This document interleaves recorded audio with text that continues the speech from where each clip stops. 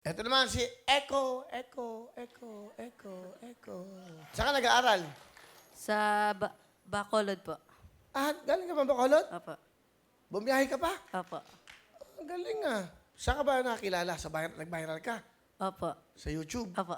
Ano ginawa mo ron? Kumanta po ng Bee Gees. Tapos, ilang hits siya? 23 million? Yung nakapanood sa'yo? Opo. Bakit mo naisip yon? Hindi naman po namin in-expect ni Papa po na mag-video po kami. Kasi yung sa amin lang po, practice lang po namin na kanta yun. I-pinost niya po, hindi naman po namin nakalain na umabot po doon yung views. Marami nakapanood. Opo. Ano ba trabaho ni Papa mo? Grab po, taxi driver Grab po. Sa Bacolod? Opo. Si Mama mo? Nagbe-bake lang po ng cake. Naging contestant ka rin daw sa Wheel of Fortune? Well time, big time po. Wheel time sa TV5? Opo, Oh, nung dati TV5. po. Ilang taon ka nun? Wala kang Mga- picture? 5 yun dun kay Papa. 5 years old po. Ah, Nung kumanta ng Too Much Heaven po. dala, isipin ko ha. Hindi, anong taon 2012 yan? po. 2012? 12 po. Mauna ka pa sa kanya, 13 siya. Ah, ang galing ha. Ilang taon ka nun? Dito lang siguro. Gano'n ka lang nun, bata ka pa. Galing naman na story ng mga batang to. Ha? Galing, di ba? Nakakatawa.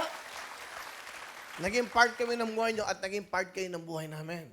Sana Di maging ba? successful kayo, ha? Sige, Eko. Pakilala mo sino kasama. Eko. Pinapakilala ko po pala ang pinakagwapo at malapit ko na mag-birthday na si Papa Rafi. Hello po, Pare Will. Oh, gwapo nga Good papa evening mo, po. ah. Papa Rapi, ano gusto mo sabihin sa anak mo? Ikaw ay pagpatuloy mo lang yung kanta mo. Alam ko, nag-adolescence ka na.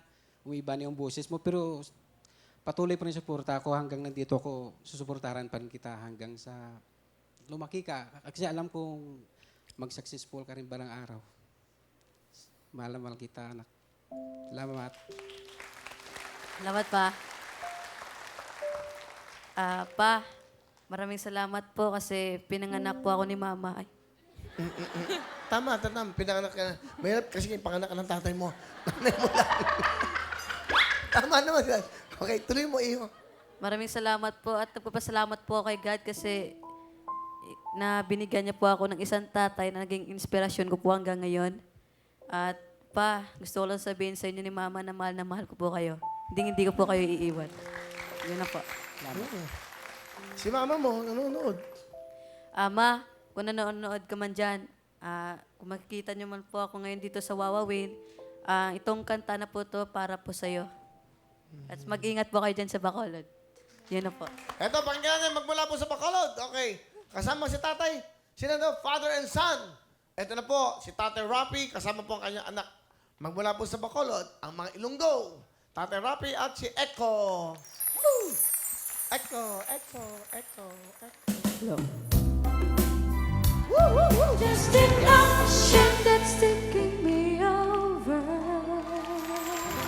Thank you po. Thank you very much. Tatay Rapi and Echo.